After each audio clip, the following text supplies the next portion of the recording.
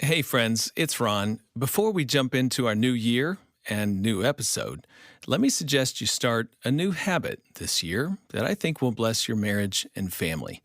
My one-year devotional, Daily Encouragement for the Smart Step Family, was written to give couples a connecting point each and every day around a biblical or practical message for their family. In under 1 minute a day, the two of you can read aloud these devotionals and find encouragement to lead your home.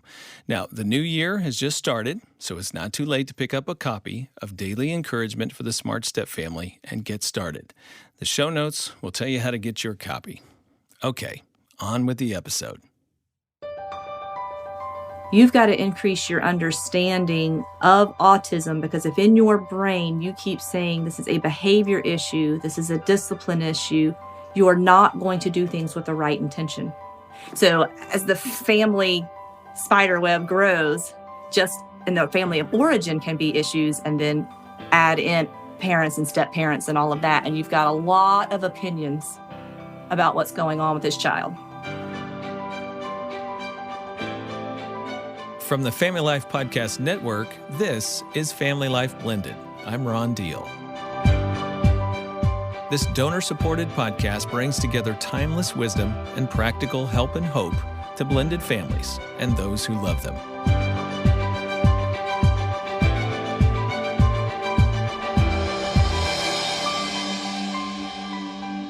Well, welcome to the new year. It's episode 46, Autism and the Blended Family. Now, if autism doesn't directly impact your home, stay with us. I'm going to ask you to keep listening anyway, because I guarantee you there will be someone in your life who could benefit from this podcast or what you learn from it. So please hang with us. As I said, it is the new year, and we've got a new app for you. I know you're already listening to the podcast, but now you can listen through our new and improved FamilyLife app. And at the same time, you get access to transcripts, content links. You can even take notes while you listen. Plus, the app gives you access to all the podcasts in the FamilyLife Podcast Network, free downloads, devotionals like I do every day. And later this year, there's going to be more coming, like little short videos to enrich your marriage and family, online courses, personalized assessments. So while you listen today, go to your app store and search FamilyLife. That's all one word, FamilyLife. Did you know that 1 in 68 children have autism? Did you know that 1 in 20 children have a sensory processing disorder?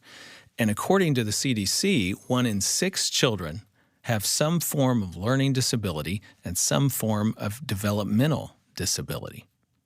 Dr. Stephanie Holmes is a professional counselor. She's an ordained minister, an author, a speaker, and a certified autism specialist. But her real credentials come from being a mother to an amazing young adult on the autism spectrum. She wrote a book about all this, Confessions of a Christian Counselor, How Infertility and Autism Grew My Faith. It's quite a testimony to what she has learned. Stephanie counsels, consults, and coaches families with a person on the autism spectrum, and she works with what's called neurodivergent couples. That is when one of the partners has autism. Her passion is to help couples and families not just survive, but thrive. Here's my conversation with Stephanie Holmes.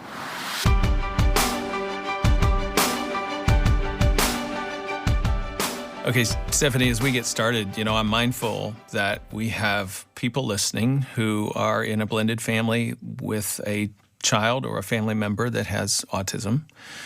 I'm mindful that we have people listening that are friends, family members, a pastor, somebody who's just interested in supporting a blended family with a person with autism. So let's just start by looking at some terms and trying to understand language, because even I have questions from time to time about, the language has changed. So for example, what is AS? What is ASD? And what happened to labels like Asperger's syndrome? Okay, very good question. So Asperger's came to us in the DSM-4 in 1994. Let me just pause for a second. So DSM, Diagnostical Statistical Manual of Mental Disorders. For those that are listening going, what's a DSM? That's a big book that we counselors use to be able to bill insurance is what that really amounts to. And it has to do with categories of mental and emotional and relational problems that people have. So it unifies the mental health field, just like medical doctors have terminology to describe certain diseases. There are certain words that we use in the mental health field to talk about different things and to be able to unify insurance and medical professions. Okay, good. Back to where you were.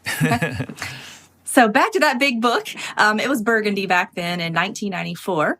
And I happened to be in school. I was in my master's degree in what used to be called abnormal psychology, which we don't call it that anymore. But in the 1994 version, Asperger's was introduced to kind of broaden autism spectrum. Most of what people understood came from maybe Rain Man or classical autism or Canner style autism, which tended to indicate autism with mental impairment or maybe nonverbal, non-speaking individuals. And we lost this research during World War II by Hans Asperger. He was doing some research. There's a whole backstory to that, but he was doing some research on some boys that he noticed had autistic features, but they were, quote, higher functioning. They didn't have intellectual impairment. In fact, they had exceptionalities. And so he was kind of researching, like, how broad is the spectrum? But they were written in a different language. That hospital got bombed during the wars, and it took 30 years for that research to emerge, get translated, and then get introduced as Asperger's, which then changed to high functioning autism. And then we've since morphed in our newer book, the DSM-5. So if you're listening right now and you're thoroughly confused, welcome to the party.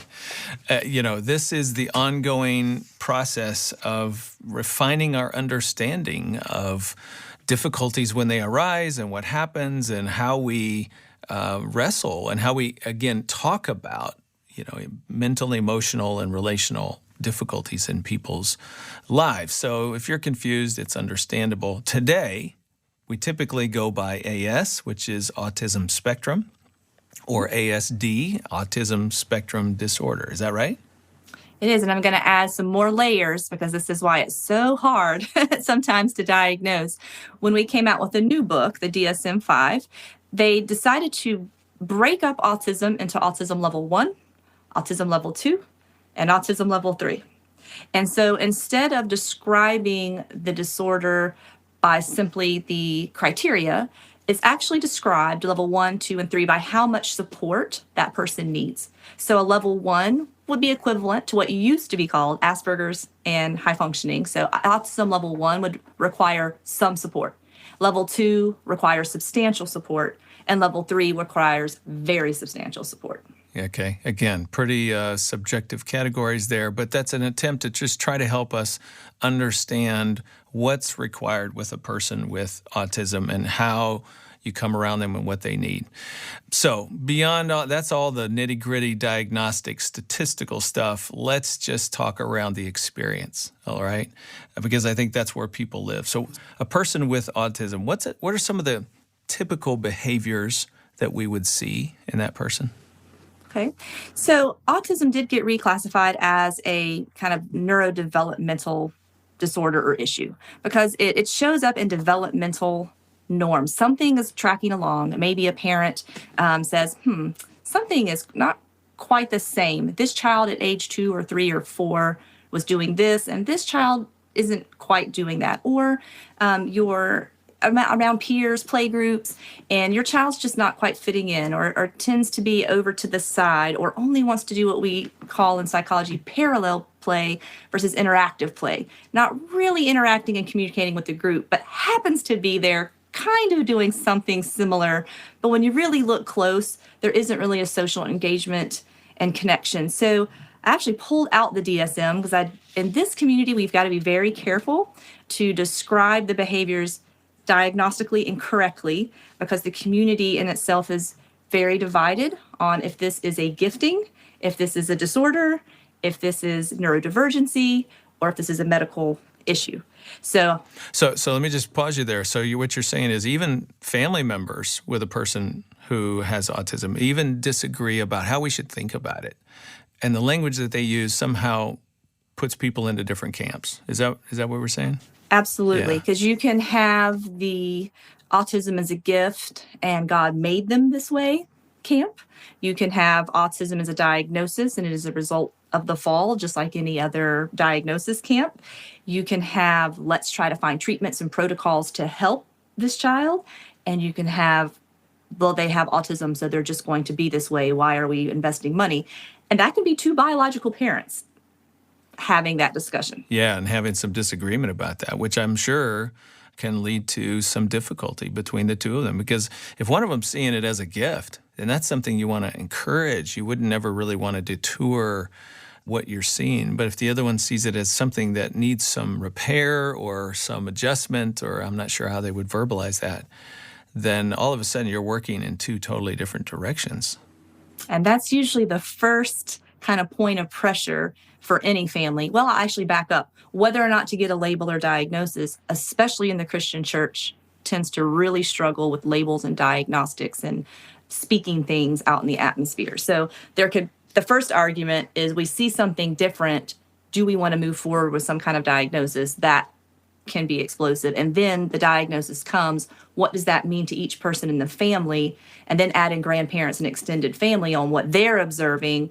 You spank it out of them, or you use carrots and sticks. Well, this is a discipline issue. This is a neurological issue. So as the family spider web grows, just in the family of origin can be issues. And then to your audience of blended families, add in a whole nother set of family and parents and step parents and all of that. And you've got a lot of opinions about what's going on with this child. Absolutely. And to the listener, we're going to get into that here in just a few minutes. What if the other home has a different point of view about this? What if they're treating things differently than you, and you're working with perhaps even a professional who's giving you guidance? But then, we're going to get into all of those kind of uniquenesses.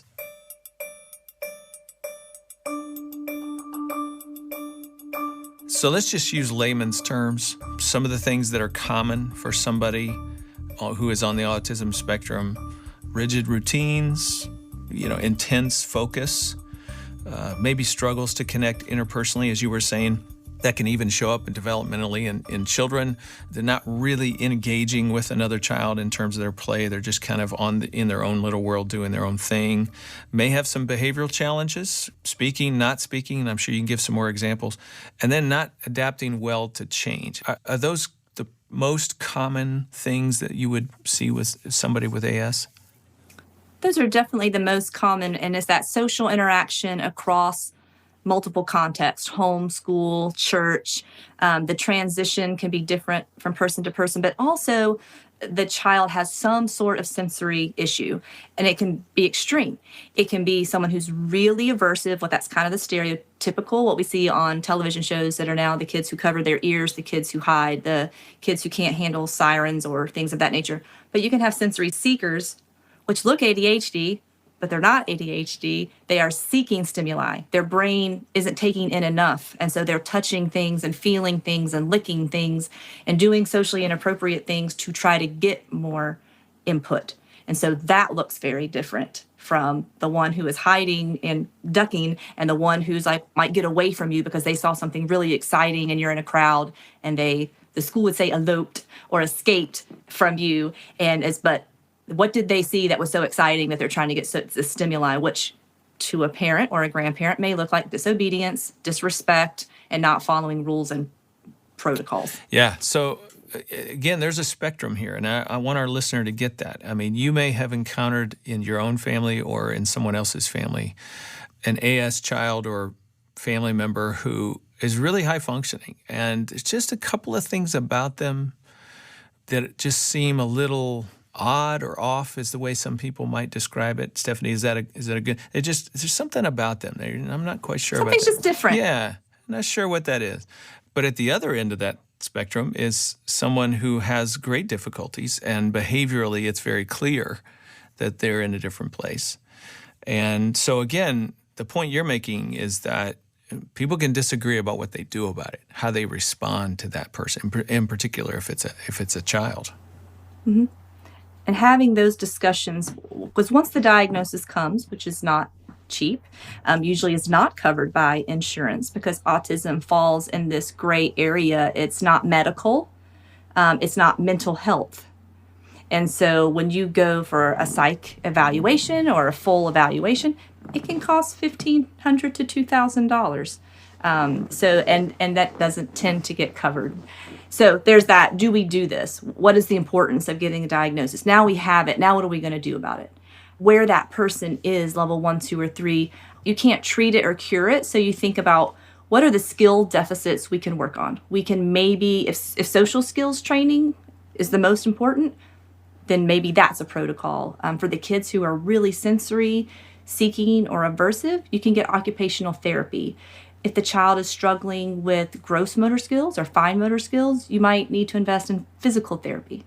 So it's kind of where that child is. And then the way the DSM describes it is at different transitions, they might reach the level of the strategies or compensatory skills they have.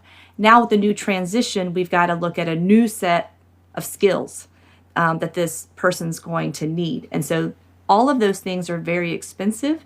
They're limited by insurance. And so that's another place, like in our family, when my daughter was diagnosed, she had social skills, PT, OT, and cognitive behavioral therapy to deal with her anxiety. Then we had to have a pediatric psychiatrist to manage meds. That's 5 people and 5 appointments every week with 5 copays. That is a lot to think about, to manage, and to process.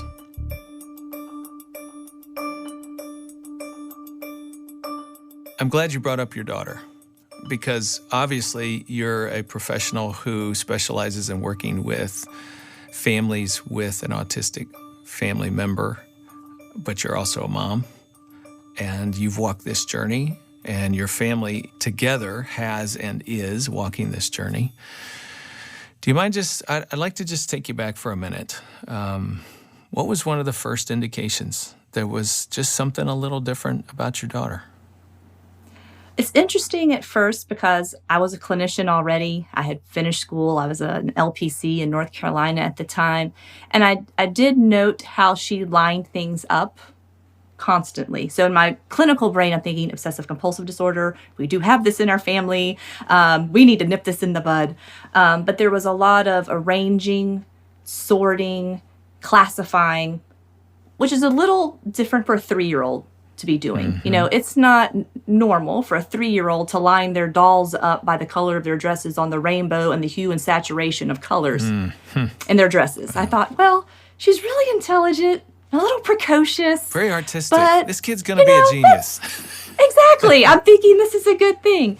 As she got into like preschool and elementary school, those differences, what I thought first was maybe anxiety or genius, which she does have a genius level IQ, but that was no longer a good explanation for what was going on with her and her peers, what was going on with her and the teachers, the behaviors that would be transition time. They would say, she's like great until lunch, and then after lunch, she falls apart, and that's when they start doing more structured things. It was kind of free play in centers and welcome to class, and then we eat lunch, and then after lunch is some more structured things. And while she loves structure in general, it was that transition from free time to structured time, and then don't even talk about nap time. Eventually we were kicked out of the preschool. It's like, you cannot, she leads the nap rebel brigade every time. She says, no nap, no nap. Then everybody's standing and tossing their sheets. So she was the only one with verbal skills.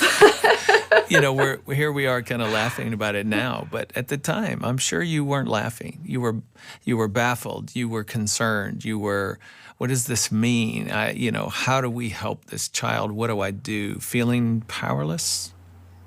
Yes. I mean, at first there was a little bit of, I just have a super smart child and they don't know what to do to how to handle this, because in her class, she was the only speaker. She was speaking at 9-10 months. Wow. So she kind of had power in the class because amongst the 2 and 3-year-olds, she was the only one that spoke. So they kind of like followed her around. So I thought, this is just a gifted child in the wrong class. It really became a problem when she entered elementary school. And I could tell she couldn't handle big classes. There was something just from going to Sunday school and church. It's like something about a lot of students does something to her. So we looked for a really tiny Christian school, which had its pros and cons. The pros was good one-on-one interaction, small classroom setting, small environment, lack of understanding in autism. She started what the teachers call eloping, which means escaping. Something would happen, there'd be a sound. The school was on a two-way highway out in the country. So when she escaped, she was escaping towards the road. That was a problem. If someone wanted something of hers from her desk, that would result in a physical aggressive act because she's very protective of her stuff, her desk, her space. And she really struggled with sharing and someone being in her space. So that was seen as disrespectful. I didn't know they used paddling at the school, but she would be paddled for such a thing, which would then also lead to what's commonly referred to as a meltdown, which the school thought was a tantrum. A meltdown is different. It's a neurological thing that's happening with your fight or flight system. The person really feels like they're in danger. And for all of us, we retreat and flight or we come out and fight. And she's a fighter. She's a fighter. So yeah. When she would have those moments, and so eventually we were asked to leave the Christian school. Her elementary school, from preschool to elementary school to about first grade, she had already been through 4 schools. And by the time we got to public school, there was the demand for some kind of testing. Okay, so let's just go inside your heart and your marriage for a minute, if you don't mind talking around that. Like, what was going on there? The questions, how you talked about this as husband and wife, and just the sense of helplessness. How did you manage that?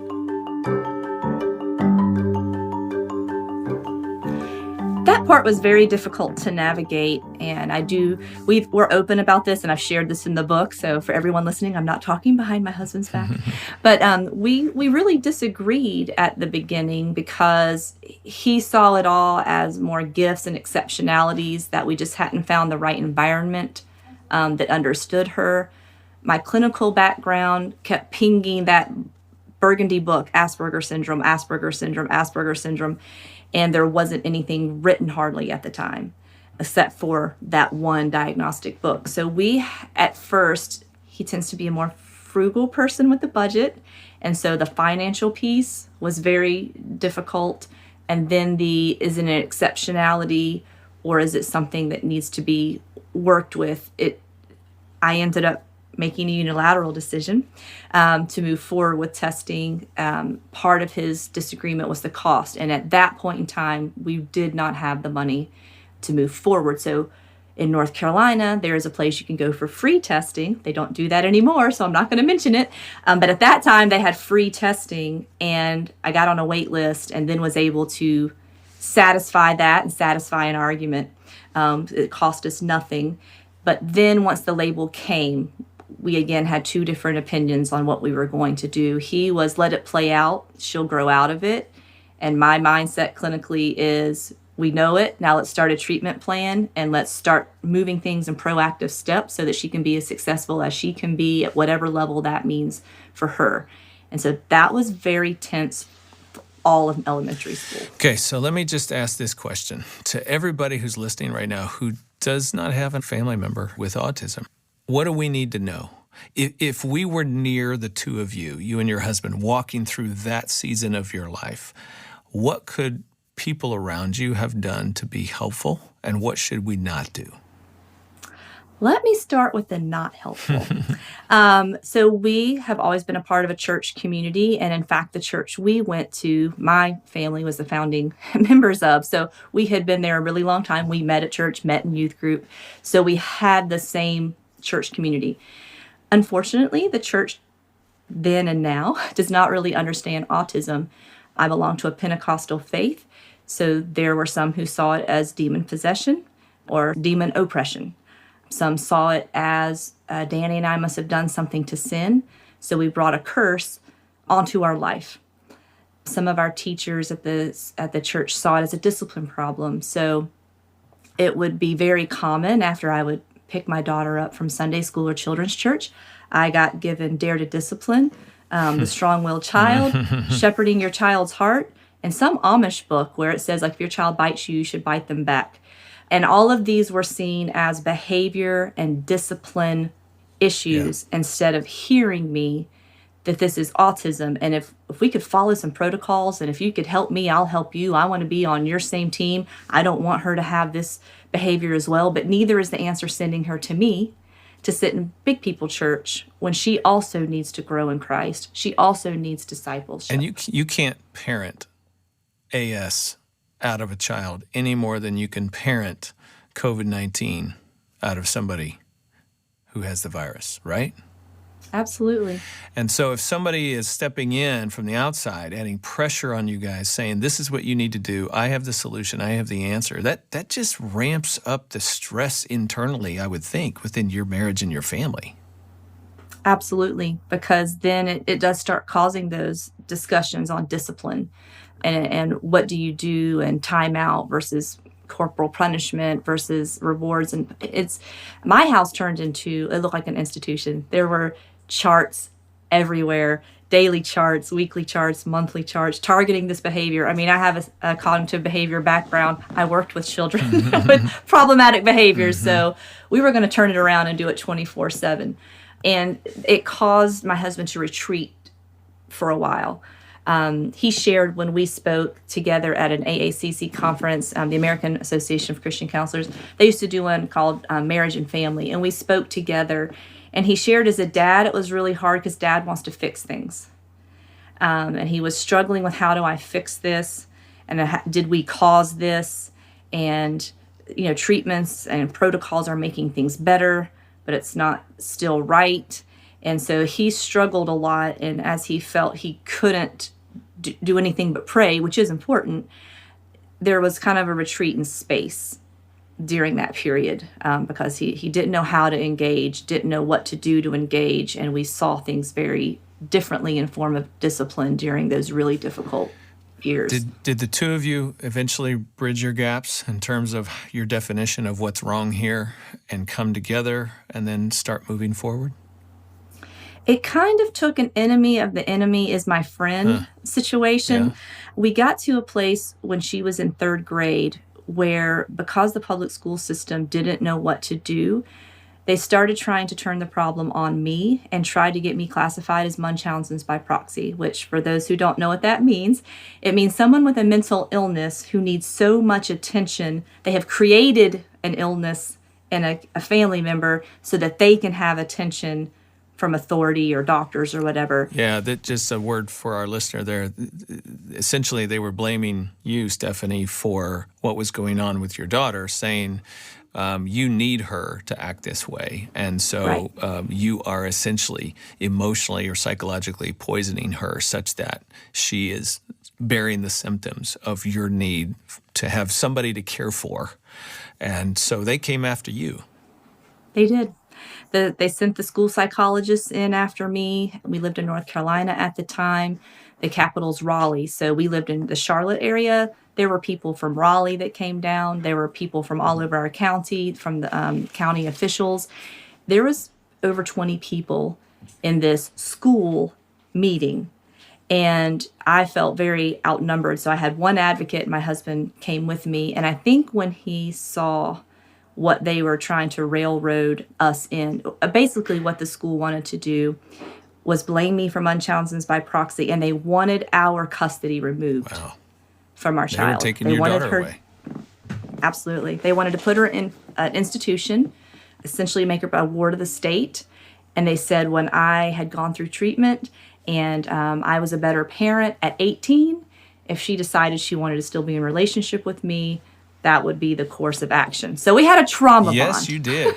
She was your daughter's in third grade, so she's 8, something like 7, 8. 7, 8. Mm-hmm. And when she's 18, so you're thinking 10 years they're wanting to put her in an institution, and then maybe she can come back to you if finally you've straightened up. And so, you and your husband had a new common enemy at that point. And so that's what brought you together in terms of how you moved forward. First of all, I know all that didn't happen. I'm thankful. I don't know that we have time to chase the whole story there, but can you sum up real quickly why none of that happened? We moved out of that district and state. So the brief story is when they couldn't do that, there was actually an instance where my child was physically abused at school. And then when I brought it up, they wanted to then pin that on my husband. And then they wanted to try social services avenue in to take our child. So we knew we had to get out of the system. So we took fourth grade to homeschool and figure out where are we going to go. And then we moved to Atlanta, Georgia, and we researched what school district we needed to have our child in. And then from middle school on is a completely different story. The light at the end of the tunnel, the hope, is she's 21, she's completed college, and she's going to grad school in the fall. So once we got the support we needed from the school, things turned around differently, and it changed the stressors in our family. It changed the family dynamic. It was night and day, having a school and a church all supporting us in a community.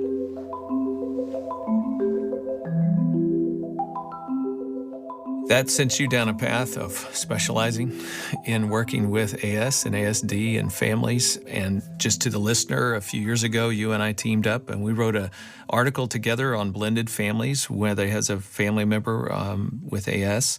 And that was published in Autism magazine. By the way, we'll put that link in the show notes for those of you that would like to download that PDF. By the way, to your knowledge, had there ever been something written on autism and blended families, that combination? In 2016, when I reached out to you and I kind of cornered you at the conference, I mean, at that point, there really hadn't been anything from autism, blended family, and faith. Yeah. I think I found 3 or 4 maybe articles written from parents' point of views or church point of views, but not from a professional clinical point of view. And why do you think that is? I mean, why has this not received more attention?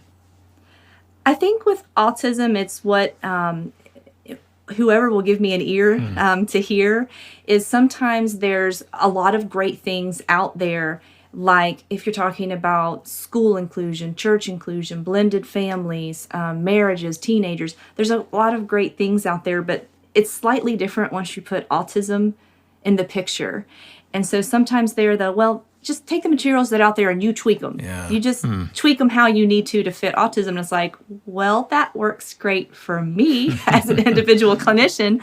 But if we could take all of these broad areas that we have in the counseling and mental health field and start just adding that different layer in, it would create broader resources. But that's kind of it really was not my intention to specialize. Honestly, truly, once I got my daughter through high school, I was like, this is it. I'm done being in the autism world. I can't function. I want to go back to marriage and family and doing what I was doing. And she doesn't remember this, but she's the one that came to me with the plea as she got into high school. There were a lot of kind of the misfit kids that weren't allowed to be in social circles, and she was telling me they were undiagnosed or how their family treated them, or they were in step family situations where one of the parents didn't like them, and she's like, there's not very many voices who advocate for us. Wow. And I was like, well, God can raise up an army, sweetie. And she was like, I think you need to be the head of the army. And I was like, okay, we'll pray about it. And that kind of switched, because once I wrote a couple of articles and put them out there, I could no longer ignore the demand from the calls and the tears and the emails. Please come speak to my church. Please come speak to this college. And so it really showed me there was an empty space there. And then, based on what we were talking about in my own family, the divorce rate for families with children with autism is much, much higher. That's right. Which means they're going to possibly end up in a blended family, which means now we have more blended families with kids with autism. Well, first of all, let me just say your journey into your expertise is very similar to my journey. I just did a few things, and then I couldn't ignore the demand or the requests for help, and it has led us both down the individual roads that we've been on. And then we merged a few years ago and just pooled some of our collective wisdom and wrote that article, and it's been really widely distributed, and I'm pleased that you're now with us. Let's turn the corner and let's get practical and talk about blended families where they have a person with the AS diagnosis in them.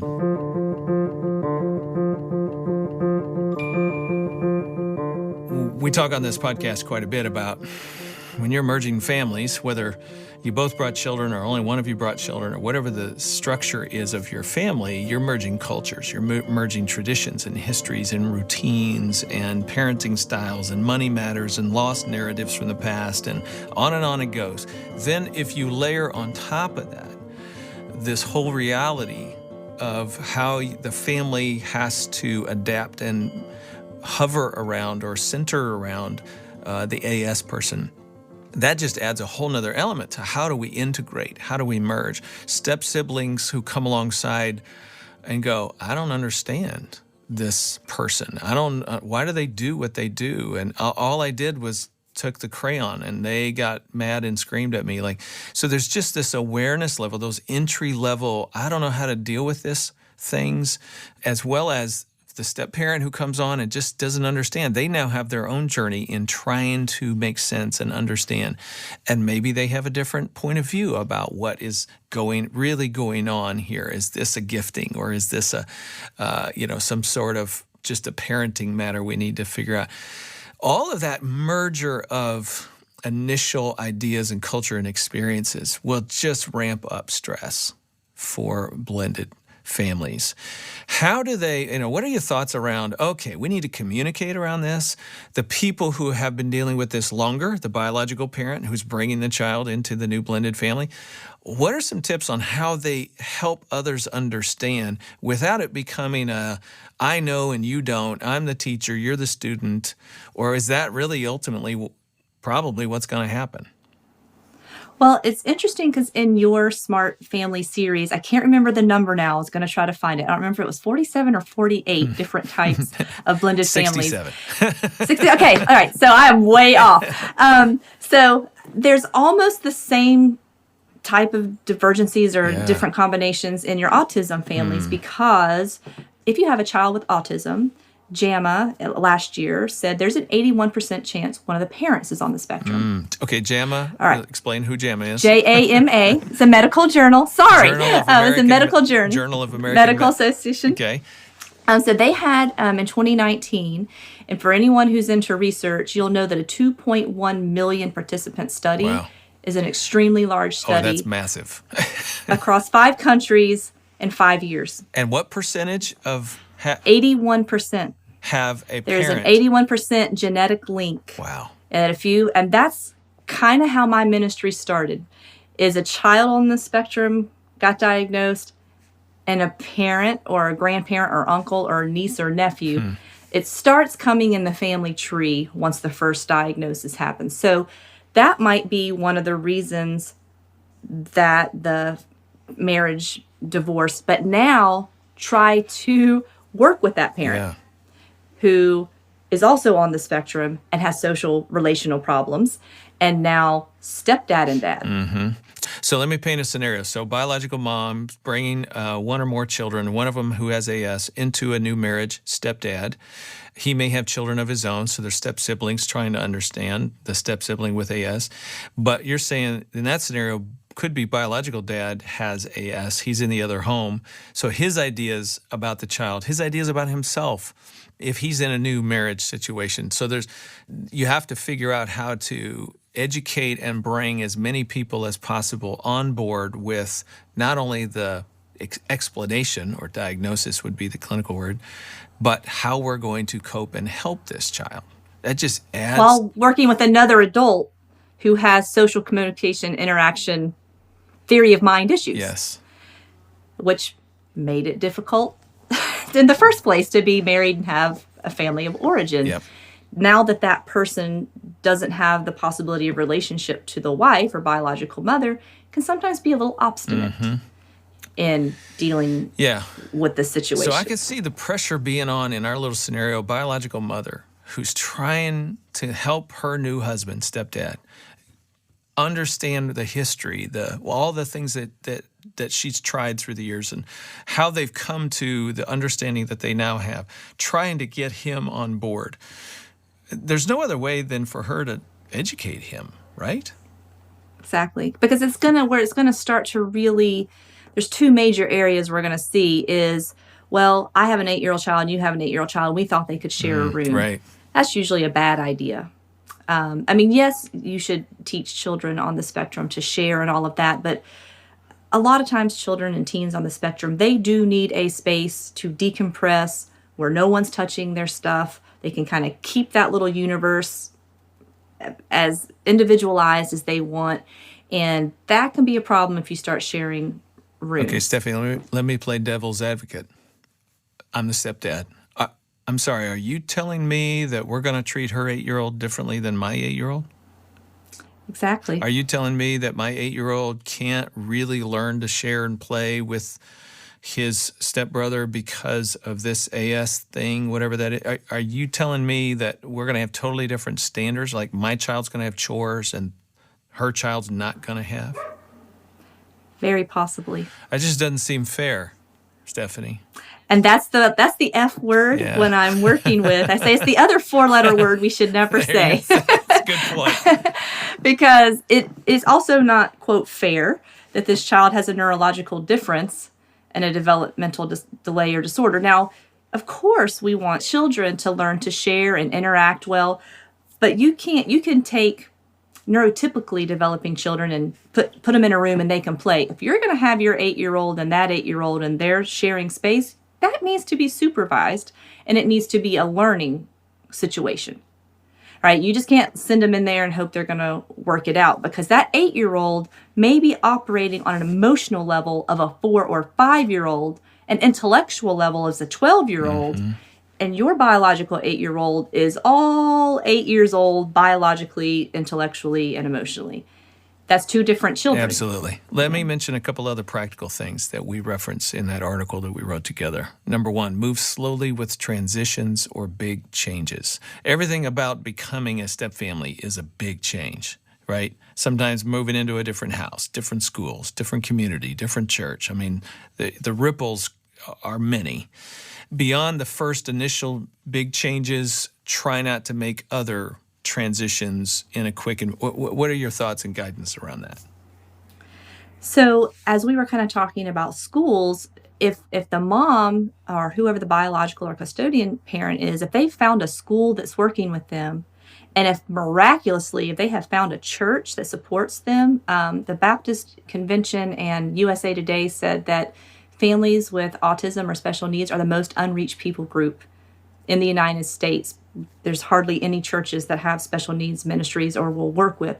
So if she's found a church that actually has a program for her child, it's not like you can get up and go to any other church and possibly find. So that might be another matter of contention. Maybe he doesn't like that church. Maybe his children don't like that church. And so it's like, but we have one member of the family who may only be able to have their spiritual needs met in one location in this entire city or state.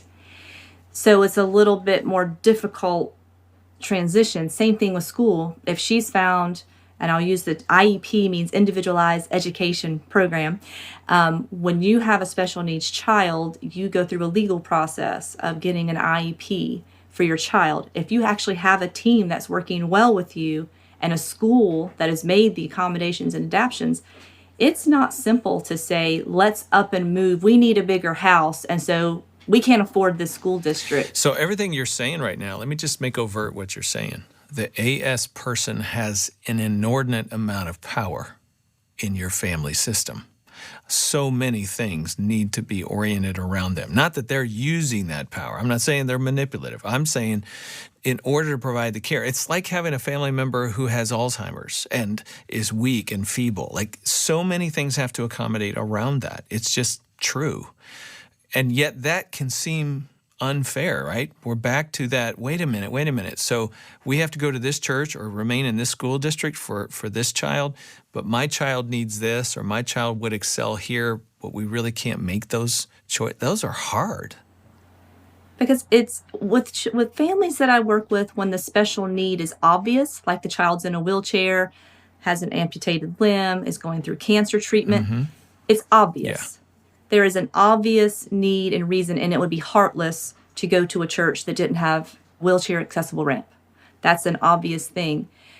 But when it's a hidden disability like autism, and for everything else, quote, looks normal, it's harder to see when these behaviors are related to autism. I mean, there can be autistic children who act like brats, and there can be parenting styles that enable bad behavior, because while you're using the word power, I do try to have the families understand the child with autism still should not become the sun in the family universe. You're still all, the marriage and the family is the sun, and we've got to figure out how to make everything revolve around. But for this member who has a lot more needs, we might have to make more modifications, accommodations, and be much more mindful in where we're going and how we're doing things. That's a good word. Another practical thing that we talked about for step family members, step parents, step siblings, you need to lower your bonding expectations for how close and how much affection and touch, how that's going to work with the person with AS. Absolutely. I think in your materials, you share the average blend is 5 to 7 years. And you might never really feel blended or attached to this person, because the person with autism, based on how they bond, it may just be a bonding over task. So you may not feel connected to them. But let's say stepdad, I live in Atlanta, so let's say the little boy has an interest in the Braves, and the Braves game becomes your thing, like watching it on TV or going to a Braves game. That might be how you bond, is a task where you might not be feeling the cozy, warm feeling like I'm here with my son or stepson and we're all doing this together. But if that child is happy and squealing with the light and totally focused and zoned in, you get a residual bonding there. I was there with him, and that's our thing. Now it becomes difficult when you want to add other children to that. Yes. It's like, no, this is our thing. I don't want the other kids there. So there's always complications, but your bonding might be in tasks or what we call restricted special interest. Kids on the autism spectrum will usually have a thing that they are super focused on: video games, horses, weather, astronomy. The more you learn about that and are willing to have those discussions, it helps them want to become more interested in your world, but you do have to enter their world first. And if you're kind of accepted in their world, then they're more interested in your world versus you forcing the outside world onto them. And by the way, I'm just going to say that is a typical strategy we teach step families in general, period. Step parents, enter the world or the interests of your stepchildren, join them in those spaces, and then begin to move outward from there. With the person with autism, it's just going to be a longer road towards that end game, and it may not actually move beyond sharing of the interest, but it could. What we're saying is not lower your hopes or expectations, it's just reframe them and recognize that bonding is going to come in a different pathway, not necessarily the way it does in other relationships that you're used to. And I think the other piece here for, again, step siblings and step parents, step grandparents who are trying to figure out how to relate to the person with autism is, don't take things personally. It's not rejection necessarily. It's just the way that person is, and you do have to join them in who they are rather than expecting them to come halfway, maybe is what I'm trying to say, just like most friendships or relationships develop. And it's really hard when there are multiple children in this family, and maybe the normal scenario for me is usually stepdad. Usually mom is the custodial parent. But stepdad is like the 2 or the 3 kids are like, "Whoa, on board. Yay, we're so glad, to have you." And then this child on the spectrum is either indifferent or keeps saying, "When's my real dad going to come home? When's my real dad going to come home? When's my real dad going to come home?" And that can feel hurtful. Yeah, sure. To hear. If you don't understand where that's coming from, it just feels like rejection, and you put it into the wrong category. And you have to, so what category should somebody put that in? Part of that person's need for rigidity, routine, and sameness. People on the spectrum like sameness, even when they're adults, even when they're grandparents. The sameness, routine, order is what helps reduce anxiety. That's where comfort comes. Knowing what's coming next, yes. And so that's why avoiding big changes and dealing with transitions are going to be difficult times. So yeah, put it into that category in terms of that is something that they need. And if you want to do something that's really difficult, so let's just say going to Disney World, that was a stretch goal for our family. Disney World is the most sensory assaulting place on the planet. But we had to think through, where are the potential meltdown moments? What are we going to do? Because child B should not get to go because child A is doing something. So how are we going to do this if there's a meltdown or there's a place this one can eat and this one can't eat? It has to be done with strategy and intent. You do not wing things with children with autism, but you can have plans. Yeah. Have plans, have noise canceling headphones for the fireworks show. Bring sunglasses if they don't like how bright the fireworks are. We had like a bag of sensory stuff, and we had to kind of know at any point we could leave and no one's going to be angry about it, and we'll figure out another strategy the next day. And so it can't be wrapped into personal feelings. So again, I can hear how the biological parent of the person with autism certainly can understand it, comes to understand it. They have their own journey into understanding that, how to make sense of it, and then how to cope with it. And then the merging process into a step family involves the same thing. Everybody new has to have that same journey. And they may not see the wisdom that the biological parent is. And I could see how this creates a real imbalance. The biological parent kind of holds all the cards on the understanding. They know what to do. Everybody comes to them. And in some ways, I can see how that's good because they're enlightening and bringing others in on the journey. But at the same time, I can see how they've got to figure out ways, the biological parent, of bringing the step parent in on some decisions. So it's not always under your control. I can see how that would be the other side of balance here. I wanted to ask you this. One of the things that we teach in general, step parents, as you're bonding the first 2-3 years of connecting with a child, depending upon their age, sometimes more or less, we encourage them to really go light on punishment. They can be involved in discipline, that is structure, teaching, guidance, offering wisdom to a child, that sort of thing. But when it comes to a consequence, my general advice is biological parents ought to do that in the beginning because step parents haven't really earned the trust with the child to make that imposing of consequence really something the child learns from. It feels violating sometimes to kids. And so it's a journey to get to the place where you're able to offer discipline. What do you think about the step parent coming in with a child who has autism? Should they refrain from that for an extended period of time? What do you think that would be like?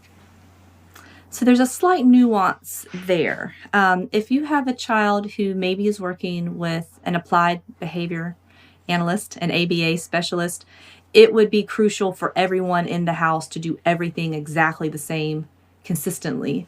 So if there was an ABA therapist involved and now this person is going to be in the home and part of the family, the ABA therapist might say, I need everyone doing it 100% of the time with the very same consistency. So sometimes that can be helpful. Yeah, so in that case, the step parent is going to jump in and act just like the biological parent would act in any given situation. But then there can be the disagreement, of course, on how necessary it is. Do I have to do it every time? Sure. But when you're doing ABA training, it's 100% of the time consistency, or you're back to square one, even though you did it 99 times in a row. Yep. That 100th time could send you back.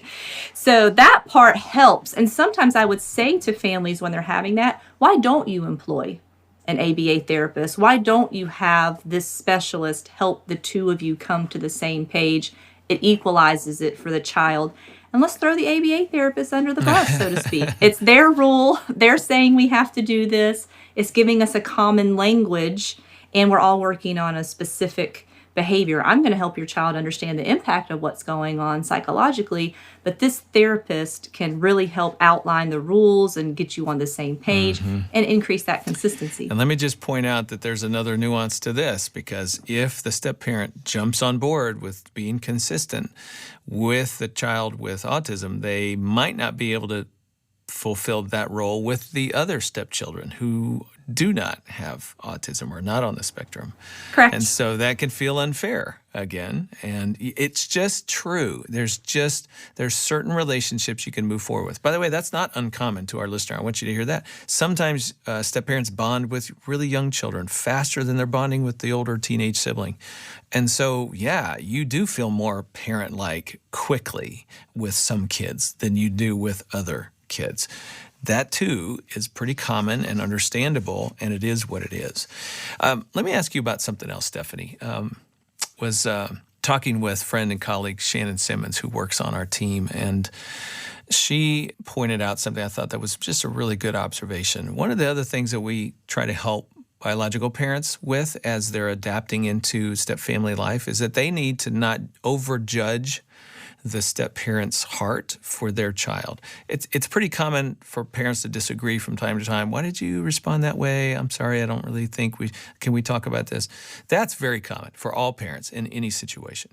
But what's not common is, at least in biological families, is for one parent to judge the heart or intent, the goodwill towards the other biological parent about their child. Like, I trust you with my child, with our child, but I don't think we should ground them for 6 months. That's just too long, right? So let's talk about that.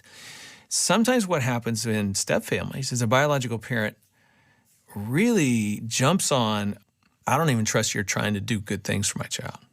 You know, I'm judging your heart, not just the fact you grounded them for 6 months, but also why you grounded them. Well, I think biological parents, you think it'd be true that there could be a trap here. If you've got a child with AS, the trap is you overjudge how other people respond. You judge their heart, their head, you don't understand my kid. And so there's this constant veto of who the step-parent is, who they're trying to be in the child's life, and what they do. Don't you think that would be a trap? If you've heard of a mama bear, there's a whole different breed called autism mama bear. Is that mama bear on steroids? Absolutely. Have you been there? Because an autism mama bear has already dealt with a biological parent, school teachers, administrators, pastors, elders, all these people who said they had good intention, everybody who said they were giving you support, everyone who said they were on your same page, and continually undermined or did something they thought was helpful or better, because surely she didn't mean it when she said, don't look them in the eye. Everyone knows with children, you look them in the eye. Not with AS kids, you do not. So I could see in the families that I work with, that's a hard piece for mom, because there are biological family members and grandparents who don't get it and don't follow the protocols and don't act with kindness. And you're asking me to trust you. I mean, Yeah. I've known you a year, 2, maybe 3. You don't know my child. You don't know what it took to get to this point, because you're always concerned about regression, and you're always concerned about losing skills, and you're always concerned about backsliding. So you do this one thing incorrectly, we might all be dealing with this whole new behavior for a lot longer. And we've worked 3 years in therapy on this. Yeah. So that overprotectiveness probably isn't overprotective. It's the vigilance that is required in order to keep moving forward. I can totally see how that is experienced by the step-parent as controlling. You're controlling. Absolutely. You know. Even in the family of origin, when one parent predominantly does the research and tends to be mom, but there might be role reversal. But I had more time. Yeah. I read more books. I had a clinical background. I went to every IEP meeting. I knew every teacher. I knew when every sub came. The other parent just usually doesn't have all that information. So even in a family of origin situation, just the constant updates, upkeeps, this is what's happening. This is the new piece to our puzzle. This is another piece of the equation. It's a lot of information. So does Mama Bear have to consciously kind of turn herself down a little bit and not be Yeah, I mean, what word would you give to that person who's listening right now who's going, that's me. I'm trying to keep this thing moving forward and hold it all together, and I just have to be that way. Well, I think it would help if the step parent would show some interest in some of the learning, because you've mentioned that the biological parent is already several years ahead of the journey. So now it's like we're on an on-ramp and the step family is coming in, but they haven't seen the first 5 or 10 years. They don't know the struggles it took to get there, all the steps, all the things we've overcome. So it's very easy to come in with 1 or 2 statements once you live together and be like, leave that kid alone with me for 2 days and he won't be doing that anymore.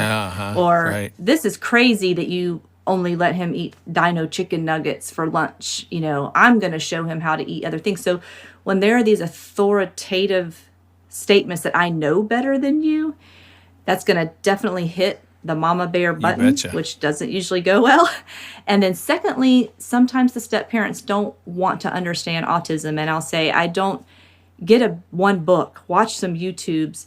You've got to increase your understanding of autism, because if in your brain you keep saying this is a behavior issue, this is a discipline issue, this is unfair, you are not going to do things with the right intention.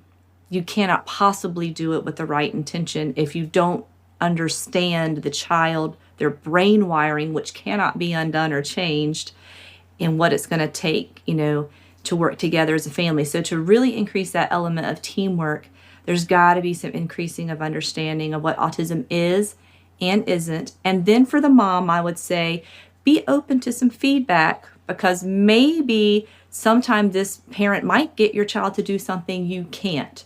Maybe a new situation and trying something in a different way might actually help build a different skill. So being open to another adult who is invested, is willing, might actually be an asset to a different skill.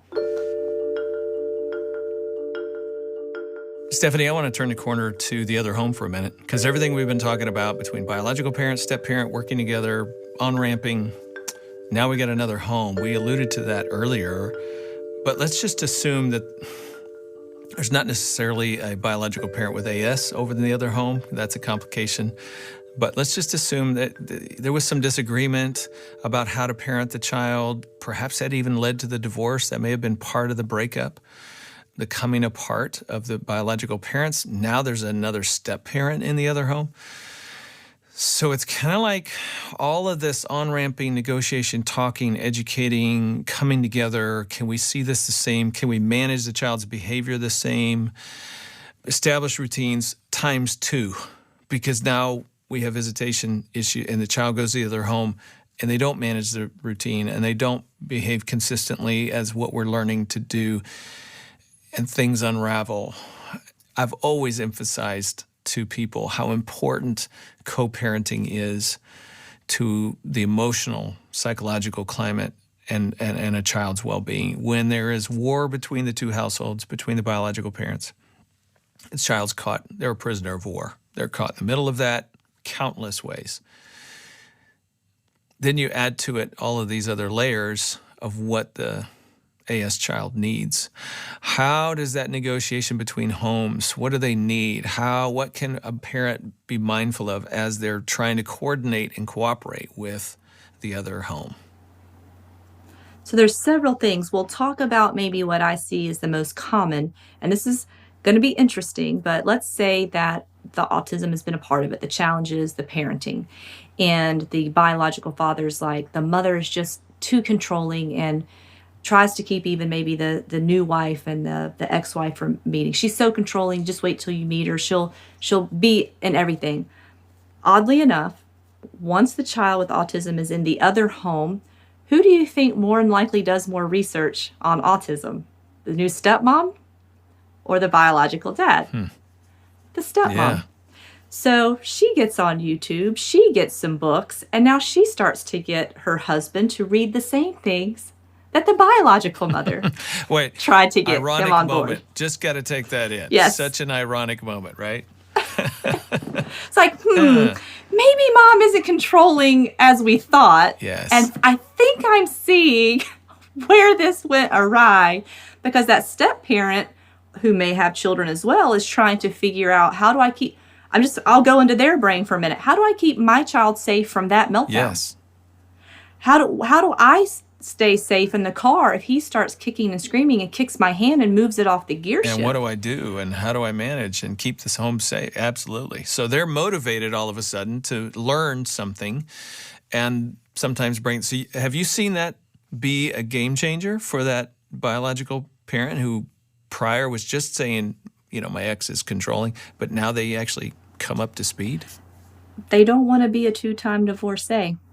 So sometimes now hearing, because now that mom is a mama bear, and she's like, if this is going to work out, when our kids are here, either you've got to discipline this child better, or you've got to figure out something, because it's one thing when it was in your own house. It's a different thing that you're exposing my children to this. So now she has a little bit of leverage to say, we're going to get help or counseling or protocol or something to help us when he is here. Or she will say, I don't want him here. And then that causes a bigger issue. Your daughter, your other children can come, but that child is not welcome here. That's a big game changer. And sometimes that's what happens, unfortunately, to my sad little children is dad says, I'm not learning anything about it. So, okay, mom, he just can't come. Send the other ones over. All right, now what we've created is my brother and sister's going and I can't go. So tantrum over here, meltdown over here, there's peace over here, but we didn't really resolve the problem. So the step parent in that situation is also very, very vital to the teamwork. Yeah, so if you're the biological parent and you're concerned about the cooperation with the other home and you have a poor negotiation history with your former spouse, maybe the thing to do is to try to build an alliance with the new step-parent in the other home. And that's another layer of sacrifice, perhaps. Maybe you don't necessarily like who that person is for whatever reason, but learning to put that aside in order to cooperate on behalf of the child is a good way to go. Absolutely. By the way, I could see the opposite end of that spectrum, that scenario you painted. I can see if there's a high degree of cooperation between former spouses. And they do talk, and they do say, okay, how do we work together? And they do have a history of that. I can see new step-parents coming into the scenario going, wow, you guys talk a lot, you and your former ex, and that may feel like a threat to our marriage and our household. And again, I would encourage you to make the distinction. Is this personal, relational, romantic stuff that's going on between the two former spouses, or is it just parental stuff? If it's parental, I know it requires a good deal of time and effort and talk and cooperation and kind-heartedness toward one another, but that doesn't translate into romance. So as long as you trust that that boundary is not being crossed, get on being part of the team rather than someone who inadvertently is an antagonist to their ability to cooperate. And I've sat in IEP meetings because sometimes what I do is an advocate. So now that I don't have a child in the school, I may go advocate on behalf of someone else. And so oftentimes, biological dad, biological mom, and a step parent or two. And when everybody's on the same page, it's a glorious thing. When the two men in the room are the dads that are not on the same page, actually complicates the IEP process because I don't really think the child needs this. Well, we can see this in our home we don't see that. And so if we're not all on the same page, you got to be divided is not good in an IEP meeting. Everybody's got to be on the same team. So then you have that now painting the picture that you've painted. The biological parents have been on the same page. They're doing the same protocols. I'll just give you a common protocol. It might be gluten-free, dairy-free diet, OT, PT, certain sensory things, and both parents are into that. Okay, now, new stepmom, why are we spending all that money on that? You're telling me we can't afford dance classes for Sally, but I'm noticing we spend $400 or we're splitting the cost on all these therapies for your son. That's not fair. And I have to keep retraining. Stop saying fair, say equal, say what's needed. A 10-year-old and a 5-year-old also have different needs. We don't treat a 10-year-old and a 5-year-old the same. We have different expectations based on where they are developmentally. We got to get that same thinking with autism. It is a developmental disorder or delay. So you have to treat that child where they are developmentally and whatever they need to develop we're giving that to them. And oftentimes that may mean in the budget sacrifices to other events. And that is another tension spot in the family. Finances are already Yes. tough topic to discuss in marriage. But now when somebody is taking a bigger piece of the pie and it's obvious, that creates tension. I love the way you said that. Stop saying fair. Start asking what's equitable. What's equal in terms of what's good and right and appropriate for this child and developmentally where they are. That's really good.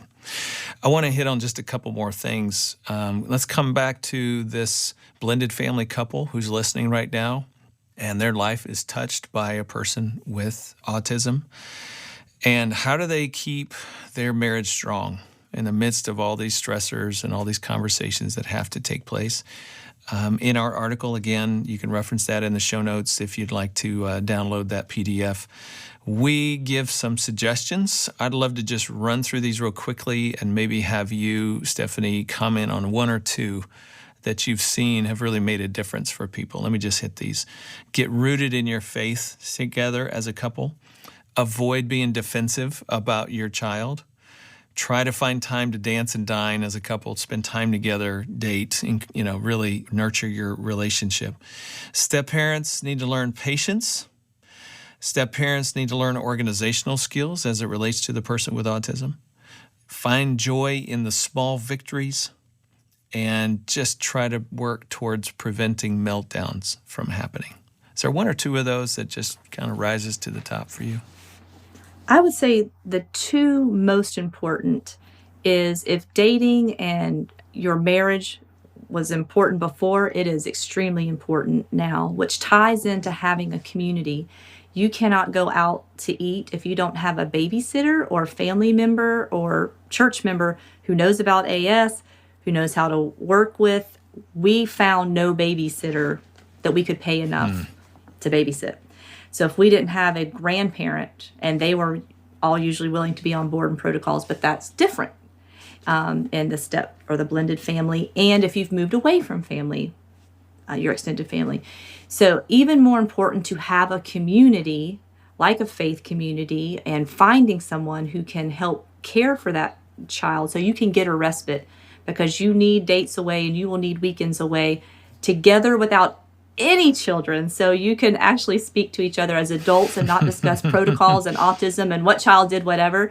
So I would say it really makes it important, but that's going to tie back to having that community, because you need a village to raise a child on the spectrum. And the second thing that I say to pastors, teachers, and step parents is you cannot get offended. You cannot get engaged in that lack of eye contact. They spit on my shoe. They turn their back at me, and calling all that disrespectful behavior, because I will react differently to someone I think disrespected me than I think someone who has a neurological brain wiring issue. If I think you did it on purpose, my Enneagram says I'm going to have to take you out.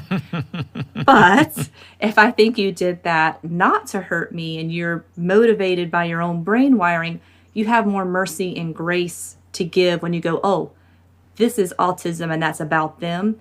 It's not about me. But that's hard to keep yourself emotionally regulated. To not, when they're, I don't want you. I just want my dad. I don't want you here. I hate you here. The verbal vomit that could come out, the filter's gone, and everything they're feeling or thinking in that moment is going to come out. And if you try to teach them, stop them, don't speak to me that way in that moment, it's going to turn into a full-blown meltdown. So that's why understanding and knowing it and how to deal with that meltdown, then you have your teachable moment 20 minutes later when everybody is in a calmer, emotionally regulated state. Then we do the teaching and this is how this was not appropriate or acceptable. You talked a little bit about having a community around you, and earlier we talked a little bit about churches. I'm imagining somebody right now, blended family listening to us right now, boy, this is our life. We desperately need our pastor, our friend, our Sunday school teacher, our small group leader. I need my grandma to listen to this podcast. And now at this moment, grandma is listening to the podcast. What would you say to those people? What else would you say to them about what they can do to be supportive, to be a part of the community that's helping this couple raise their child? So the number one thing we go back to, I think, is understanding autism, which is harder for the older generation. If I've heard this once, I've heard it 1,000 times. We didn't have ADHD and autism back in my day.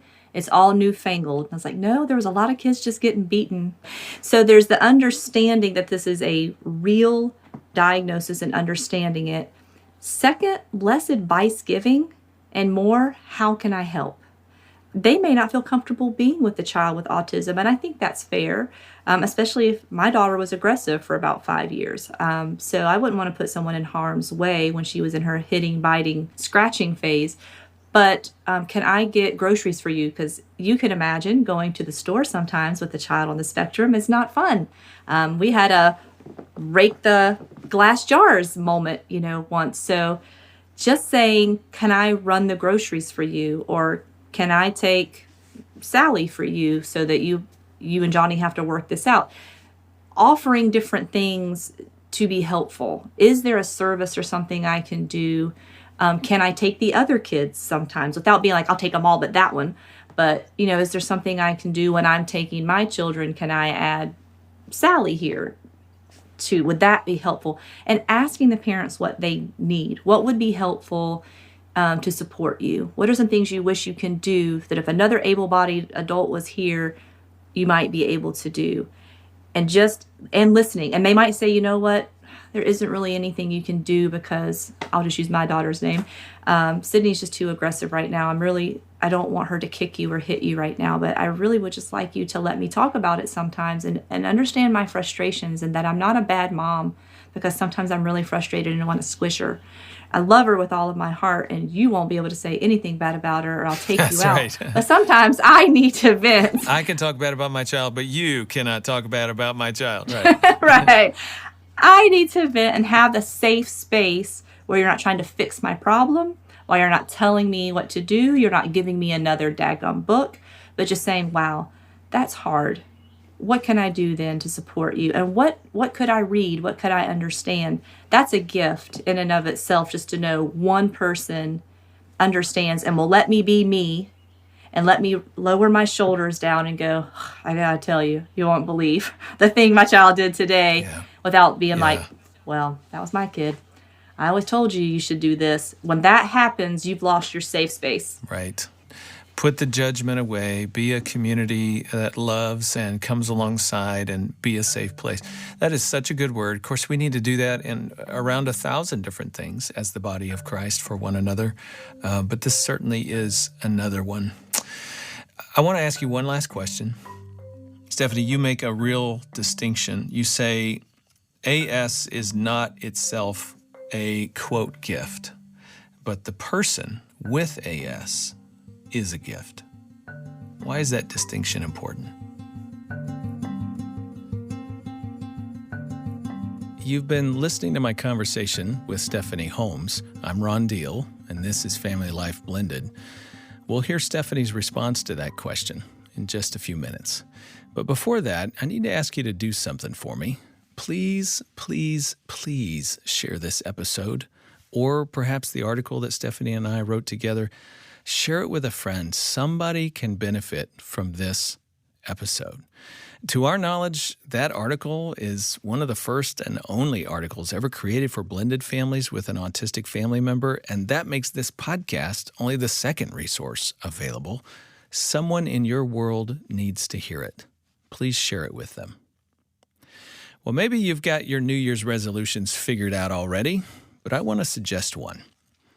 May I suggest that you pick up a copy of my one-year devotional, Daily Encouragement for the Smart Step Family, and start reading that together each day. Now, here's the thing. If you're like me, you're thinking, ain't nobody got time for that. Well, that's why I designed these to be read in under a minute. That's right, less than 1 minute a day. That's all it takes.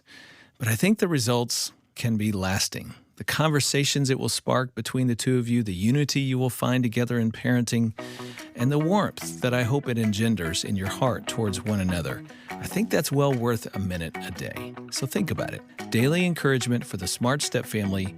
Check the show notes for more information.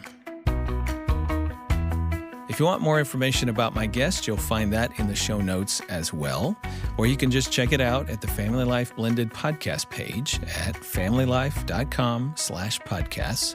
And while you're there, be sure to check out everything Family Life has for your marriage and family, familylife.com/podcasts. We heard from Teresa on Instagram. She says, I've been listening to your podcast for about a month now. I have 3 stepdaughters. These messages have helped me feel understood, given me some new ways to think about our family and continue to seek the best for them. Thanks for the work you do. I passed this on to a few friends, and they have been blessed as well. That's pretty cool, Teresa. We appreciate that. You can also rate us or write a review as well. We love hearing from our listeners. Subscribe to this podcast on Apple Podcasts, Stitcher, or wherever you get your podcasts. You can also listen on YouTube. And of course, now you can listen on the new Family Life app. Family Life Blended is the leading resource ministry for step families around the world. If you're not familiar with us, we have the largest collection of articles and videos and resources for blended families, including my Smart Step Family series of books. All of those are available at familylife.com. And if you're interested in helping others, we've got lots of resources and training to help with that, including the all-access pass to the Summit on Step Family Ministry. That's our annual equipping event for leaders. It's all available online, on demand. Just check the show notes to learn more. Now, before we're done, let's go back to that question I asked Stephanie and hear her response on an important distinction. Stephanie, you make a real distinction. You say AS is not itself a, quote, gift, but the person with AS is a gift. Why is that distinction important? It goes back to basic in my theology. Whether a person has Downs or a physical disability or is going through cancer or neurotypical, we are all created equal and we are all made in God's image. So first of all, we need to treat everyone, no matter what the difference is, especially in this day and time with where we're at in the world. This person, no matter what their difference is for me, they are made in the image of God, and how I treat them should reflect how I would treat God himself and this person as a fellow member of the same creation. And so if the person in personhood is a gift, because I believe, I'm sure as you do, that there was a purpose and calling for every person made. God knew them in the womb. So that person is a gift. We treat them as a gift. And we understand that some people come with challenges. And so in that, looking at the person as a gift, it is also my gift to them to understand them, to want to relate with them, to become a part of their world without the expectation of what they're going to do for me. Because sometimes it's not very rewarding being a parent or step parent to a child on the spectrum, except for knowing you're doing the right thing. You're doing everything you can for that person, and you're stewarding the gift that God gave you, and that you're going to do everything you can for the potential level of that child, whether it's going away to college or being able to work at a supermarket but still has to live with you. Whatever the potential is, find the potential for that person and celebrate whatever it is.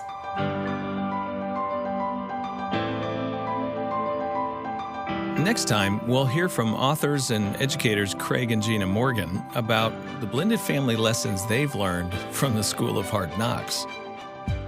We actually went to Houston to see you at a weekend conference, and light bulbs were going off left and right. And I thought, oh my goodness, I wish I'd known all this years ago.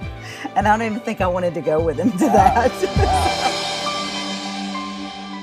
That's Craig and Gina Morgan next time on Family Life Blended. I'm Ron Deal.